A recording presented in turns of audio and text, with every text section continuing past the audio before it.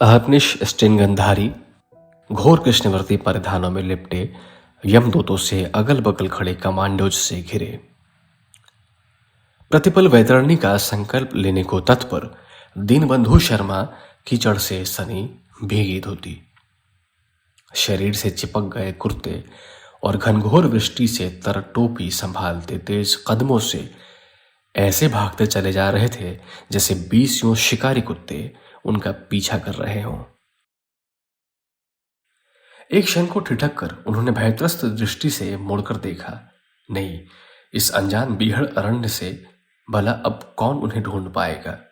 जितनी ही बार वे हाथ की ओमेगा घड़ी में समय देखने की चेष्टा कर रहे थे, उतनी ही बार वर्षा की बड़ी बड़ी बूंदें उनका प्रयास विफल कर दे रही थीं। संध्या घनीभूत हो चली थी। कहीं जोर से बिजली कड़की, कड़ कड़ कड़ कड़ाक, और कान के पर्दे फाड़ता आग का एक ज्वलंत गोला रॉकेट की तेजी से ना जाने कहां जा धंसा। दीनबंधु का धड़कता कलेजा जिह्वाग्र पर आकर धड़कने लगा। बचपन में अम्मा कहती थी, बांस और कांस पर बिजली अवश्य गिरती है।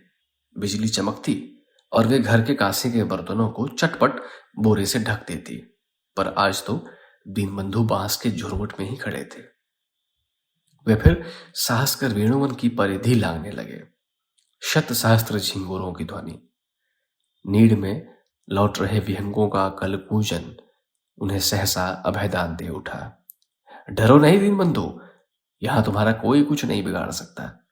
ना यहां तुम्हें विरोधी दल का शरसंधान बींध सकता है, ना प्रधानमंत्री की तनी भ्रिकुटी से तुम्हारी सृष्टि विलय होने का भय। ना यहां दूरदर्शिनी कैमरे हैं, ना प्रेम के गिद्ध दृष्टि का आतंक। भूल जाओ अपना अतीत और पल भर को प्रकृति की इस अनूठी वनस्थली में बैठकर सुस्ता लो। क्या उस अश्वत्थ ने उन्हीं के सुस्ताने के लिए यह शिला वहां पर पहले से रख दी थी? हांफते कांपते दीनबंधु उसी शिला पर बैठ गए। भीगी टोपी उतारकर घुटनों पर रख दोनों आंखें बंद कर ली। बिजली की कड़क के साथ ही फिर वर्षा का वेग पूर्ववत हो गया। आकाश एक विराट काले बादल से घिर गया था। लग रहा था यह मेघखंड नहीं, कोई उन्मत्त कामोन्मत्त विराट वृषभ ही आकाश पर गरजता दहाड़ता भागा जा रहा है। पर उस गर्जन तर्जन के बीच भी कैसी अद्भुत शांति थी। दीनबंधु ने फिर आंखें बंद कर ली। महाकाल, मुझे इस क्षण मृत्यु दंड दे दो। प्रभु, मैं पापी हूं, घोर पापी। उनकी दोनों आंखों से अविरल अश्रुधार बहती उनके प्रथुल उदर को भिगोने लगी। बार बार सिसकियों से कांपता उनका शरीर भारी भूकंपी धक्के से हिलती किसी आलमगीर इमारत सा हिल रहा था। इस एकांत में वे जी भरकर जोर जोर से दहाड़े मारकर छाती पीट सकते थे। उन्हें देखने वाला यह कोई नहीं था, न अहंकारिणी पत्नी, न दुराचारी पुत्र, न प्रवंचक जमाता, न पाषाणी पुत्री। उन्हें लगा वे महाकाल के धावक वेग के साथ निस्सहाय खींचे जा रहे हैं। तभी फिर वही हंसी उन्हें थर थर कपा गई। मूर्ख, कोई कैसे नहीं देखने वाला है। मैं जो बैठी हूं इस पीपल की डाल पर, आंखें उठा और साहस है तो देख मुझे। तेरा पांडित्य, तेरा पौरुष, तेरा कौलीन्य सब तेरे कलश की कालिमा से म्लान हो चुका है रे पापी। फिर वही हंसी। यही हंसी तो 3 माह से उनका दिन रात पीछा कर रही थी। जिस राजनीति पटु प्रखर जिह्वा के प्रहार से कभी विरोधी पक्ष के सदस्यों को सांप सूंघ जाता था, उसी वीर सेनानी के देह आज प्राण रहते भी गहरे घावों से शत विशत निष्प्राण बन गई थी। बाहर भीतर जाते वह घातक हंसी उनका पीछा करती रही। अपने राजसी पर्यंक में लेटते तो पूरी रात करवट बदलते शेष हो जाती। आंखें खोली रहती पर कंठ की भयार्त घरघराहट गला घोंट उठती। लगता जीवन के समस्त पाप कंठ में अटक कर घर घर आने लगे हैं। फिर वही हंसी, खुक खुक खुक खुक। कौन कौन है? 1-2 बार उन्होंने डपट कर पूछ भी लिया तो पार्श्व में लेटी गहन निद्रामया सहचरी रत्ना की मेद बहुल देह अधैर्य से हिल उठती थी। क्या है, पागल हो गए हो क्या? न खुद सोते हो न सोने देते हो। कौन आ सकता है यहाँ? 20-20 कमांडो स्टेन गन ताने बाहर खड़े हैं। दिन में तुम्हारे इन कलमुहे रक्षकों ने जीना दूभर कर दिया है और आधी रात को तुम यहाँ कौन है कौन है? चुपचाप उठकर बरामदे में टहलने लग गए थे दीनबंधु। कर्कशा पत्नी के मुंह लगना व्यर्थ था। फिर वह क्या समझ सकती थी उनकी वेदना को? उनकी चिंताएं क्या एक आध थी? एक तो हरामखोर दामाद ने इधर उनका जीना दूभर कर दिया था, उस पर आप डूबते बामना ले डूबे जजमान। अपने तो डूबा ही, उनके 2 बेटों को भी ले डूबा। वह तो अच्छा था, दोनों अपनी अपनी पत्नियों को लेकर अलग कोठी बनवा कर रह रहे थे। अब भोगे ससुर अपनी करनी। तीनों ही संप्रति किसी धन घोटाले में लिप्त पाए गए थे और जेल में बंद थे। कितनी ही बार समझाया था उन्होंने अपने दोनों बेटों को, पर उस कारखाने में उनकी तूती की आवाज सुनता ही कौन? पुत्रों का वैभव देखता तो माथा ठनक उठता। 12 साल के प्रशासक की सेवा में इतना पैसा कहां से आया? हर कमरे में एयर कंडीशनर, पहाड़ों के पब्लिक स्कूल में पढ़ रहे बच्चे, दीर्घ कलेवरी गाड़ियां, हीरो में जगमगाती पुत्र वधुएं। एक ना एक दिन यह होना ही था। दक्षिणी जमाता ने दोनों सालों के कानों में गायत्री मंत्र और फूंक दिया। आप नहीं समझते पिताजी, पैसा बनाने के लिए छाती में बाल होने चाहिए। रिस्क लेना ही पड़ता है। शेयर बाजार में बिना रिस्क लिए लक्ष्मी प्रसन्न नहीं हो सकती। अपने कृष्णवर्णी चेहरे और 36 दांतों की उजली मुस्कान से उद्भासित करता उनका दक्षिणी दामाद उन्हें समझाने लगा था। यह सब उसी की सीख थी। रिस्क लेना पड़ता है ना, और कुछ? हाँ, यह रिस्क तो पांडवों का राज्य ले गया। युधिष्ठिर के इसी रिस्क ने द्रौपदी को भरी सभा में विवस्त्र करने की कुछ चेष्टा की। क्यों? अब किस युग की बातें कर रहे हैं आप पिताजी? हम जानते हैं हम क्या कर रहे हैं। अब जान रहे थे तीनों। सुना चप्पलों की तकिया बना बनाकर जेल में करवटे बदलते रात काट रहे हैं। मुहमांगी मोहरों की थैली खोलने पर भी जमानत नहीं उठा पा रहे हैं। अब लो बेटा रिस्क। उसी देवा स्वप्न को तोड़ती मणिमाला की हंसी फिर गूंजी। मणि, मणि मुझे क्षमा कर दो। मैं तुम्हारे पैर छूकर कसम खाता हूं, तुमने मेरे बेटों को मुक्त करा दिया तो मैं स्वयं गया जाकर धूम गरज से तुम्हारा श्राद्ध करूंगा। प्रेतशिला में इन्हीं हाथों से तुम्हें पिंड दूंगा मणि।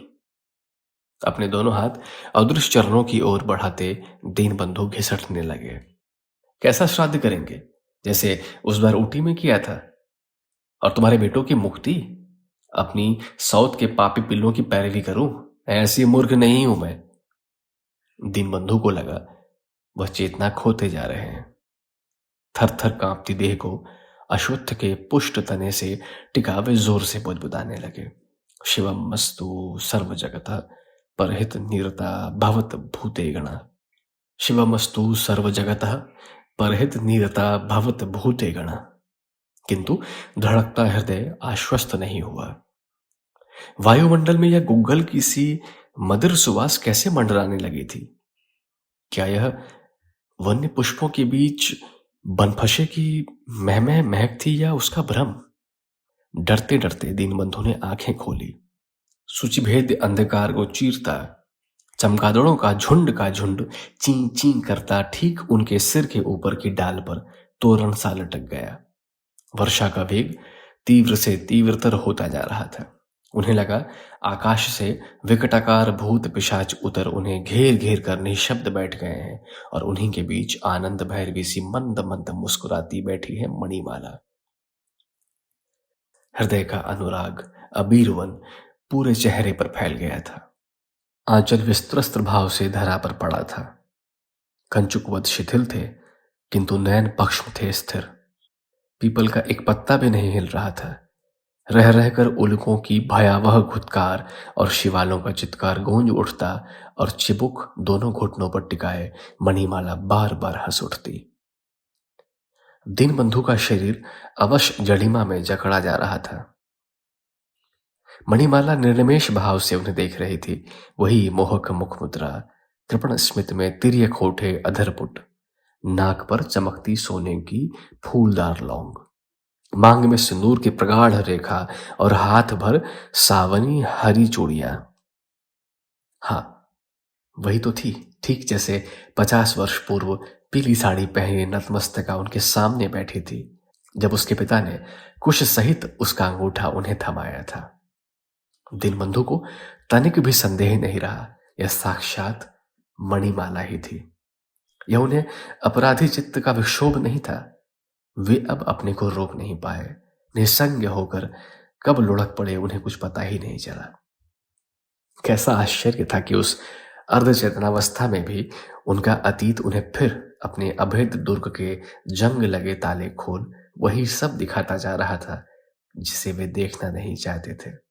पिता की अकाल मृत्यु के अशौच में सद्या घुटा सिर लेकर जीर्ण बस्ता टांग 10 मील की दूरी पार कर स्कूल जा रहा निरीह बालक दीनबंधु। घर घर का अनाज पीस कंडे थाप दिन रात खटती दुर्बल क्षीण देह घिसटती जननी कभी किसी दयालु प्रतिवेशी की दी गई रोटी पर धरी गुड़ की डली, फिर हैजे में मां की मृत्यु, चरवाहे की नौकरी, फिर सहसा ऊब कर प्राणों से प्रिय गांव छोड़कर पलायन।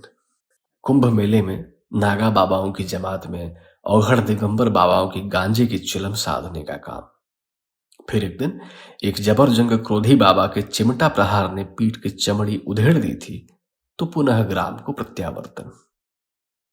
दयालु हेडमास्टर की कृपा से पुनः स्कूल में प्रवेश। हाई स्कूल की परीक्षा में पूरे प्रदेश में प्रथम स्थान प्राप्त किया तो हेडमास्टर की दूरदर्शिता ने विलंब नहीं किया। अपनी मातृहीना पुत्री मणिमाला के लिए ईश्वर ने ही शायद घर बैठे यह सुपात्र भेज दिया था। गोरी उजली दुबली सी मणिमाला तब 12 वर्ष की भी नहीं हुई थी। आम की फांक सी रसीली शरबती आंखें, तीखी नाक और चिड़िए के से फड़कते अधर। उसके बिना कंघी किए गए केश पूरे चेहरे पर फैले रहते। पगलिया के लिए अच्छा दूल्हा ढूंढ लिया हेडमास्टर ने। उसने एक दिन पंसारी की दुकान पर किसी को कहते सुना तो उसका खून खौल गया। वहीं पर उसे एक करारा झापड़ धर दिया। अब खुद ही जान लिया बबुआ, हम सच कहीं की झूठ। वह गाल सहलाता चला गया, पर दीनबंधु के कलेजे में फांस सी गड़ी रही। तब क्या सचमुच पागल थी? गोना अभी हुआ नहीं था। कभी कभार उसने उसकी झलक मात्र देखी थी। कैसा सलोना चेहरा था और कैसी दूधिया हंसी। वह इंटर करने शहर चला गया था। ससुर ही उसका पूरा खर्चा उठाते रहे। मेधावी दीनबंधु ने ससुर की एक एक दमड़ी सार्थक की। जिस परीक्षा में बैठा उसी में अव्वल। उस पर प्रतिभा के साथ साथ विधाता ने उसे अप्रतिम व्यक्ति भी प्रदान किया था। सुगठित देह, आजानुबाहु, गौरवर्ण और अल्पभाषी। किंतु किसी वाद विवाद प्रतियोगिता में बोलने खड़ा होता तो साक्षात वाग देवी जिह्वा पर बैठ जाती। जब पूरे 5 वर्ष बाद गांव लौटा तो स्वयं हेडमास्टर भी दामाद को पहचान नहीं पाए। दीनबंधु का चेहरा एक पल को पीला पड़ गया। क्या अपराध बोध ही उनके चेहरे को ऐसे रक्तहीन बना गया था? जिस बालिका वधू को दीनबंधु छोड़ गया था वह क्या इन 5 वर्षों में बदली नहीं होगी? उसकी एक झलक देखने उसका तरुण हृदय सहसा बल्लियों उछलने लगा। कहाँ छिपा कर रखाए थे हेडमास्टर? उसे उन्होंने कुछ पढ़ाया लिखाया भी होगा या अपनी ही गृहस्थी की चूल्हा चौकी में झोंक दिया था।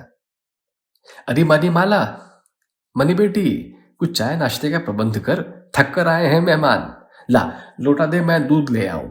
तू तब तक चाय का पानी चढ़ा। वे लोटा लेकर दूध लेने चले गए। मणिमाला ने पिता की क्षणिक अनुपस्थिति का कोई लाभ नहीं उठाया। पता नहीं वह किस कोने में छिपकर अदृश्य हो गई थी। अधीर सहचर ने खांसा खखारा। एक बार दबे स्वर में बड़ी मनुहार से पुकारा भी, मणि, मणिमाला, बाहर आकर देखोगी भी नहीं? पर किसे पड़ी थी देखने की। हेडमास्टर दूध लेकर आ गए। पुत्री की अकर्मण्यता का शायद उन्हें पूर्वाभास था। इसी से थैले से कालाकंद नमकीन की पूरियां खोलकर उन्होंने स्वयं दीनबंधु के सामने रख दी। फिर खिसियाए क्षमा मांगते स्वर में कहने लगे, तुम खाओ, मैं ही चाय बना कर लाता हूँ। मणि बड़ी शर्मीली है, अभी तुम्हारे सामने नहीं आएगी। जानती है ना कि भी गौना नहीं हुआ है। वर्षों पूर्व पंसारी की दुकान पर सुनी वक्रोक्ति दीनबंधु को शंकित कर गई। कहीं सचमुच ही पगलिया तो नहीं थी मणि? फिर ससुर ने दूसरा हाथ गोला फेंका। बेटा, आज तुम्हारी खटिया हमने अपने ही कमरे में डलवा दी है। कल पंडित जी से पत्रा दिखा, शुभ लग्न देख गौना निपटा देंगे। फिर हमने स्कूल के ही पिछवाड़े अर्जुन पंडित की ही कोठरियां किराए पर ले रखी हैं, वहीं अपनी नई गृहस्थी जमाना। इस प्रकार दीनबंधु का पहला हनीमून ससुर के साथ संपन्न हुआ।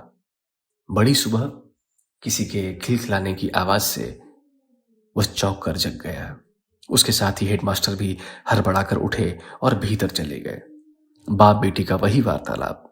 उसी दिन उसके कानों में विष घोल गया था। अरे तू क्या अपनी आदत से बाज नहीं आएगी? सुबह उठते ही ऐसे कौन हंसता है, वो भी जब दामाद जानते हैं कि तू अकेली है।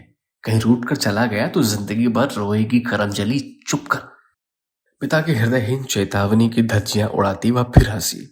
इस बार हंसी का वेग और विलंबित था। मणि, मेरी बच्ची, ऐसे नहीं हंसते। अच्छा जा, पड़ोस की चाची के यहां जाकर जी भर कर हंस ले जा। पता नहीं वह फिर पड़ोस की चाची की यहाँ हंसने गई या नहीं, पर फिर घर में देर तक सन्नाटा छाया रहा। तीसरे दिन गौना भी हो गया और विदा भी। हेडमास्टर ने पुत्री की नई गृहस्थी सजाने का पूरा सरंजाम जुटा दिया था। रजाई का बक्सा, बर्तन, स्टोव मशीन, कपड़े, गहने और दो दो लालटेन। खाना तुम लोगों को तो बनाना होगा नहीं, मैं ही ले आया करूंगा बेटा। हाँ, कुछ दिन आराम करो, फिर गृहस्थी जमाना। पर दीनबंधु के जीवन में वो दिन फिर कभी नहीं आया। गहनों कपड़ों में गुड़िया सी सजी नववधू के कमल से उत्फुल्ल चेहरे को देख वो मुग्ध हो गया था। सुना था विदा होने के दिन लड़कियां फूट फूट कर रोती हैं, पर वह तो हंस रही थी। निर्मल उजली हंसी से एक सुकोमल चेहरा प्रतिपल उद्भासित हो रहा था। कौन कहता था वह पागल है? उसकी सलज्ज हंसी, काजल अंजी, भयभीत मृग सी निर्दोष नत नयनों की आर्द्रता, पान की लालिमा अनाड़ी अधरों से चूकर सुडौल चिबुक तक उतर आई थी। मेहंदी से रंगी गुदगुदी हथेलियों को एकांत पाते ही दीनबंधु ने अधरों से लगा लिया तो नटी की सी छलांग लगाकर दुनक कर दूर जाकर खड़ी हो गई। जिन छुआ हमका हम मार देव। दीनबंधु हतचेष्ट, अवाक, निशब्द बैठे ही रह गए। फिर भी अपने को रोक नहीं पाए। मणि के बद्ध उन्माद ने जैसे उसके सौंदर्य को और भी अपूर्व बना दिया था। दोनों कपोल क्रोध से आरक्त हो उठे थे। प्रबाल से रक्ताभ अधर पुट रह रह कर कांपते खुलते बंद होते जा रहे थे। फिर एकाएक एक मंद स्मित उनकी अधरों पर खेलने लगा, जैसे निराश प्रणयी से कह रहा हो, मेरे क्रोध की परवाह ना करो, आओ मेरे पास, मुझे अपनी बाहों में बांध कर तो देखो। सौंदर्य की प्रभव भूमि, यौवन का वह मूर्त विग्रह उसके नारी विरहित प्राणों को उल्लसित कर उठा। आज तक उसने किसी नारी का स्पर्श तो दूर, किसी नारी की ओर आंख उठाकर देखा तक नहीं था। उसे लगा सामने खड़ी भैरवी सी मदालसा उसकी किशोरी नववधु ने उसके सर्वांग को विलिप्त कर दिया है अपने जादू से, अपनी मोहिनी से। अपने भर्राए कंठ में अपने अधीर कामोन्मत्त हृदय की समस्त दीनता, याचना, उंडेल दोनों हाथ फैलाकर उसने कहा, आओ मणि, मेरे पास आओ। चंचल आंखों की नीला परायणता एक पल को सजग हुई। होठों पर हंसी झलकी। मोती से दांतों की झलक देख प्रणय याचक बड़ी आशा से आगे बढ़ा। तभी मणिमाला ने मेज पर धरा कांच का गिलास खींचकर दीनबंधु के ललाट पर दे मारा। निशाना अचूक था। रक्त की धार बह चली। तिल मिलाकर एक हाथ से रक्त के प्रवाह को रोकता दीनबंधु वहीं पर बैठ गया। आंखें खोली तो देखा वह कमरे में अकेला है। खिड़की से झांका तो मणिमाला घुटनों तक नई साड़ी समेटे बगटूट पितृगृह की ओर भागी जा रही थी। यही दीनबंधु की सुहाग रात थी। थोड़ी ही देर में भागते बदहवास हेडमास्टर ने उनके दोनों पैर पकड़ लिए। हमें माफ कर दो बचुआ, बड़ी भूल कर बैठे हम। जो लोगों के कहने में आ गए कि हेडमास्टर शादी करा दो तो और ही ठीक हो जाएगी। मैं क्या जानता था कि अभागी अपना ही सर्वनाश कर बैठेगी। दीनबंधु ने एक शब्द नहीं कहा। दूसरे ही दिन सूर्य उगने से पहले ही वह बिना किसी से कुछ कहे गौने में मिली समस्त गृह सज्जा की सामग्री और गृहिणी दोनों को छोड़ एक प्रकार से संसार त्यागे ही बनकर निकल गए। पहले गया बिहार, फिर महाराष्ट्र, फिर पंजाब। कहीं शांति नहीं मिली तो वर्धा जाकर गांधी जी के चरण पकड़ लिए। कई बार जेल गया, लाठियां झेली, दोनों घुटने टूटे, हाथ टूटा, सिर फटा, और आज उन्हीं टूटे हाथ, फूटे घुटनों, फटे सिर की कृपा से वह देश से पाई पाई का सूद वसूल कर सर्वोच्च सिंहासन पर आरूढ़ था। इस बीच ससुर ने उनकी समृद्धि का समाचार पाकर एक पत्र भी लिखा था। मुझे क्षमा करो ना करो, उसको क्षमा कर देना बेटा। इधर गौने के बाद जब तुम चले गए तो उसका उन्माद बहुत बढ़ गया था। खटिया से बांध कर रखना पड़ता था। हार कर आगरे के पागल खाने में डाल आया हूं। मेरा क्या ठिकाना, आज हूं कल नहीं। वो कभी ठीक होकर लौटे तो अपने चरणों में उसे स्थान देना बचुआ। तुम्हारा गुरु रहा हूं, यही गुरु दक्षिणा होगी मेरी। और कैसी गुरु दक्षिणा दी थी उसने।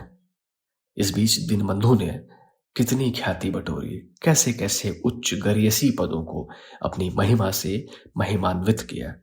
उसके वैभव ने, सत्ता ने लक्ष्मी को उसके चरणों की दासी बनाकर रख दिया। न जाने कितने सहस्त्र पुष्पहार कंठ में पड़े। हेडमास्टर की मृत्यु का समाचार उन्हें मिल गया था। अपने ही पुराने विश्वविद्यालय के एक रीडर की पुत्री से प्रेम विवाह भी किया। दबंग पत्नी ने दो दो पुत्र और एक पुत्री का पिता भी बना दिया। उनका भव्य सौध पूरे शहर की शोभा बन गया था। संगमरमरी फर्श, सौराष्ट्र से लाए गए दरवाजे, मेहराबदार झरोखे, हरिपुरा कांग्रेस के प्रवेश द्वार की अनुकृति में बना प्रवेश द्वार और दर्शनीय बगीचा। द्वार पर झंडा लगे गाड़ी खड़ी रहती और नतजानू खड़ी रहती भक्तों की भीड़, दूरदर्शनी कैमरे, प्रेस की पंगत। लोगों का कहना था भारत के होनहार भावी प्रधानमंत्री के पैर पालने में ही नजर आने लगे हैं। बीमार पड़ते तो इलाज विदेश में होता, साथ में जाता पूरा परिवार, अनुग्रह से दोहरे हुए जा रहे निजी चिकित्सक। यहां तक कि कनस्तरी में गंगा जल भी साथ साथ चलता। देश में सूखा हो या देशवासी भूखा, दीनबंधु की धारावाहिक विदेश यात्राओं को कोई रोक नहीं सका था। प्रेस ने एक दो बार बरछी भाले भी साधे, पर दीनबंधु के कानों में जू भी नहीं रहेंगी।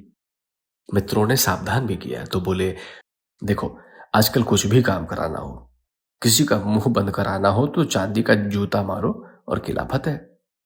जब चाहूं विदेशी आसब की नदियां बहा दूं और फिर देखो मेरी वाहवाही। कोई भी अखबार खोल लो। किंतु विधाता तो मूंछों ही मूंछों में मुस्कुरा रहा था, और वह मुस्कुराहट भला कौन देख सका है। दीनबंधु तिरुपति में किसी महत्वपूर्ण जलसे में भाग लेने गए थे। चित्त अशांत था। जिस राजनीति की बाराखड़ी उन्होंने रटी थी, उसकी नवीन लिपि उन्हें समझ में नहीं आ रही थी। ऊटी में उनके एक पुराने उद्योगपति मित्र थे। उन्हीं की शैटी में कुछ दिन विश्राम करने का निमंत्रण मिला और वे चले गए। जाने उस खोह में भी कैसे उस घातक पत्र ने उन्हें ढूंढ लिया। पत्र उनके छोटे साले भवनाथ का था। अच्छा था जो घर के पते पर नहीं गया। घर पर मिला होता तो उनकी शक्की पत्नी रत्ना खोलकर अवश्य पढ़ती और अनर्थ हो जाता। आज तक उन्होंने अपने अतीत को बहुत गहरे गाड़ कर ऐसे अलोप कर दिया था कि उनके प्रथम विवाह की किसी को बू भी नहीं लग पाई थी।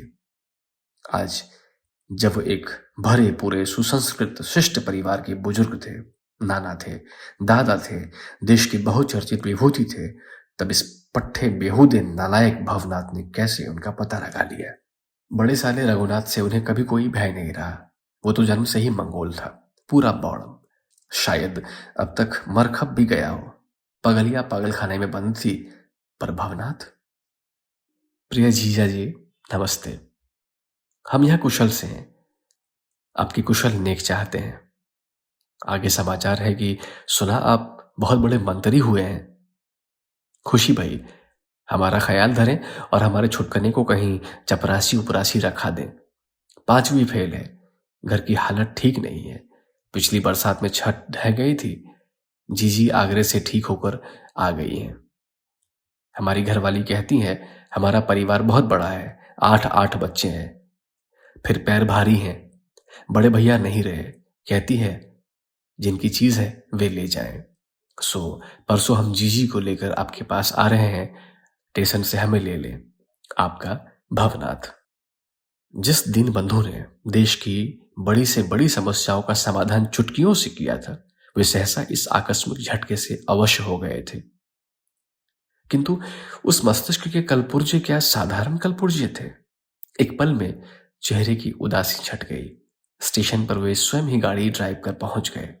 ऊटी का छोटा सा स्टेशन। गाड़ी रात के 2 बजे पहुंची।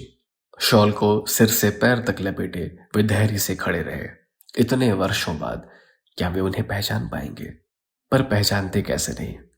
उसमें क्या जरा भी बदलाव आया था?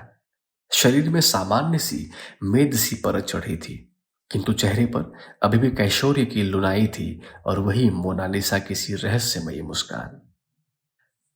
भवनाथ को हाथ पकड़कर कोने में खींच दीनबंधु ने उसके कान में न जाने कौन सा मंत्र फूंका कि उसका चेहरा खिल उठा। जीजा से भारी थैली एक प्रकार से खींचता हुआ वह बोला, आप निशा खातिर रहें जीजा, हम कभी आपको परेशान नहीं करेंगे। रुपयों से ठसी थैली थमा दीनबंधु ने मूर्ख साले को वहीं से विदा कर दिया और पत्नी के हाथ का थैला स्वयं थाम गंभीर स्वर में कहा, चलो मनीवाला।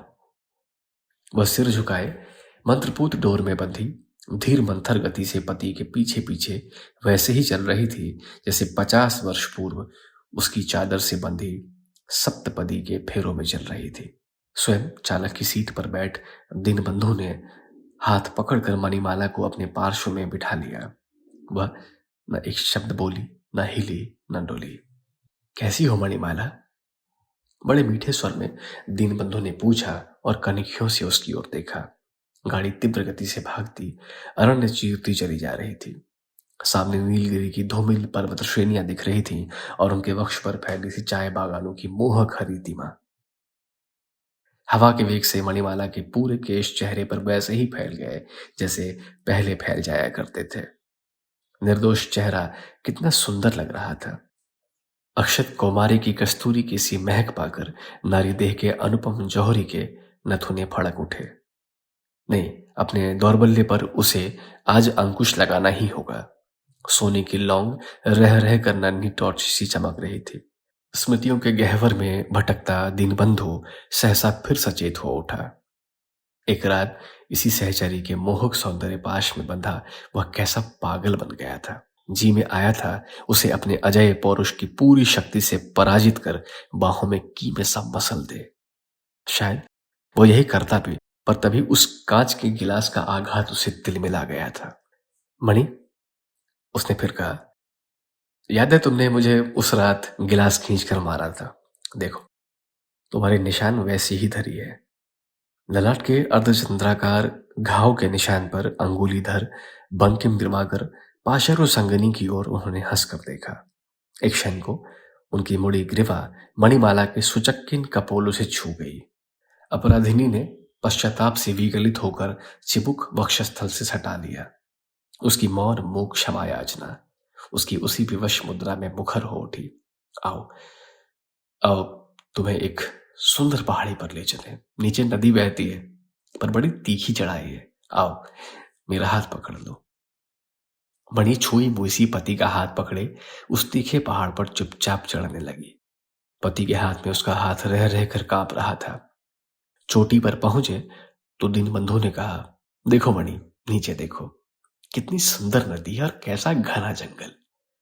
ऊंची चोटी के नीचे गहरी खाई को देख मणि ने भय से आंखें बंद कर ली। तब क्या संभावित मृत्यु की आसन्न पदचाप उसने सुन ली थी, या एक पल को पति के चेहरे पर निबद्ध उसकी निष्पाप आंखों ने उस आंखों की कुटिल भाषा पढ़ ली थी?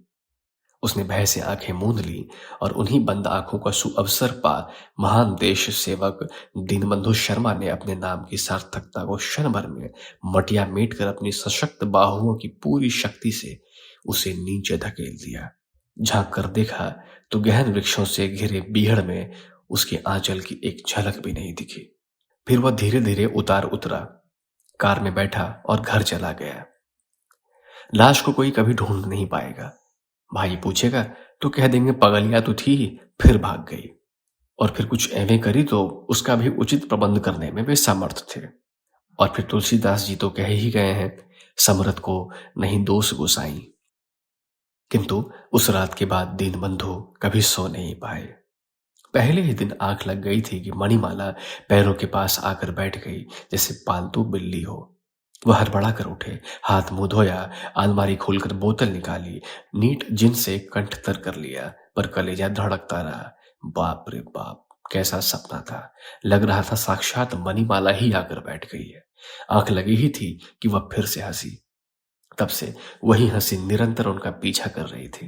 लगता था पागल कर देगी वह हंसी। उठते बैठते संसद में, यहां तक कि प्रधानमंत्री की उपस्थिति में भी वही खुक खुक खुक खुक। क्या बात है दीनबंधु? एक दिन प्रधानमंत्री ने उनसे पूछ भी दिया, तुम बीच बीच में ऐसे सहमे सहमे डरे से क्यों दिखते हो?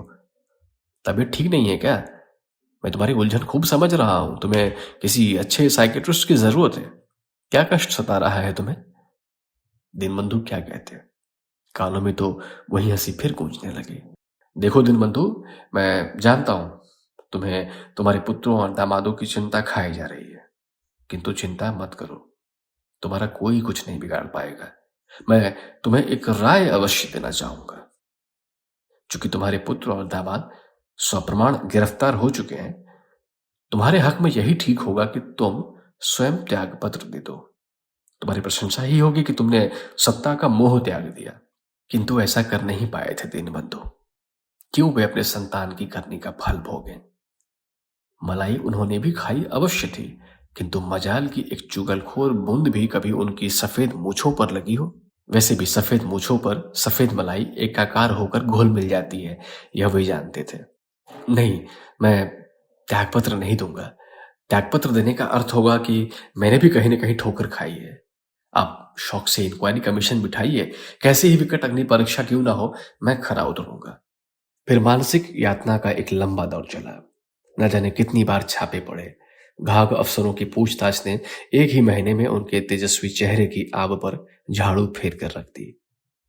समाचार पत्रों को तो पुष्ट मूलधन मिला ही था। मित्र भी चटखारे लेने लगे और खोजी पत्रकारों की पूरी टोली उनकी छाती पर मूंग दलने बैठ गई। अखबारों में नित्य छप रहे अपने चित्र को देखते तो विश्वास ही नहीं होता कि यह वही चेहरा है जो 3 महीने पहले बगुले के पंख सी खादी टोपी के नीचे अपूर्व स्वास्थ्य की लालिमा से गदगदाता था। वे बार बार दर्पण देखते, आंखों के नीचे कालीमा के घेरे, चेहरे पर बरस रही अजीब सी मनहूसियत, जैसे अभी अभी मुर्दा फूंक कर घाट से लौटे हों। बात तो ठीक ही थी, मुर्दा ही फूंक कर लौटे थे। एक तो उनका जघन्य अपराध, दूसरा वह अशरीरी हंसी। भूत प्रेत प्रेतात्माओं में उनका विश्वास कभी नहीं रहा। प्रतिदिन गायत्री का जाप, विष्णु सहस्त्र नाम, गजेंद्र मोक्ष का पाठ करने वाले इस कुलीन ब्राह्मण के पास क्या कोई दुष्टात्मा भटकने का दुस्साहस कर सकती थी? वो वही हंसी, मणिमाला की चाबुक मारती हंसी उनकी चमड़ी उधेड़ गई। अब एक ही उपाय था, स्वयं गृह त्याग कर कहीं खो जाए। इतने बड़े संसार में क्या उन्हें छिपने का स्थान नहीं जुटेगा? आधी रात को स्वयं कार ड्राइव कर वे न जाने कितनी दूर निकल गए। सारी रात गाड़ी चलाई थी, सारा दिन। फिर उस अरण्य को ललचाए दृष्टि से देख वे कार दूर खड़ी कर पैदल चलते गए। वे जानते थे अखबारों के मुख्य पृष्ठ में कल यही प्रमुख समाचार होगा कि किसी ने उनका अपहरण कर लिया। उग्रवादियों की हिट लिस्ट में तो उनका नाम सर्वोपरि था। किसी को आश्चर्य इसलिए भी नहीं होगा कि राजधानी में इन दिनों कितने विदेशी राजदूत मदारी के जंबूरों की भांति छूमंतर हो गायब हो चुके थे। भारत ही पीछे क्यों रहे? बेटे और दामाद तो चप्पलों की तकिया बना जेल में सड़ ही रहे थे। रत्ना थोड़े दिन रोएगी धोएगी। बेटी के अनेक पुरुष मित्र थे। बेटे रहे ना रहे, बहू में सदा सुहागिन रहेंगी, यह वे जानते थे। कैसे कैसे सपने देखे थे दीनबंधु ने। जाने के दिन तो आ ही रहे थे। 2 बार दिल का दौरा पड़ चुका था। रक्तचाप सदा उत्तुंग शिखर पर आरूढ़ कनपट्टियों पर दिन रात हथौड़े बरसाता रहता था, पर एक ही सुखद कल्पना उन्हें सहलाती रहती, जाएंगे तो उसी ठाठ से जिसमें जिए। सारंगी की करुण रागिनी के साथ श्वेतांबरा सुंदरी सुलोचना दूरदर्शिनी उद्घोषिकाओं का ऐसे मातमी स्वर में उद्घोष जैसे अर्थी स्वयं उन्हीं के घर से उठी हो। हम अत्यंत खेद के साथ ये सूचित करते हैं कि देश के वरिष्ठ मंत्री, जाने माने विद्वान, भाषाविद, देश सेवी फला का आज अचानक हृदय गति रुकने से देहांत हो गया है। फूलों से ढकी दे नासिका रंध्र में पड़ी हुई रुई की फुनगियां, ललाट पर चंदन की पावन रेखा, शोक संतप्त परिवार को सांत्वना देते स्वयं प्रधानमंत्री, जनता का तुमुल निनाद, जब तक सूरज चांद रहेगा दीन बंधु तू अमर रहेगा, नीचे झुकी बंदूकें, अंतिम विदा के तुतुरी बजाता बिगुल। मणिमाला फिर हंसी।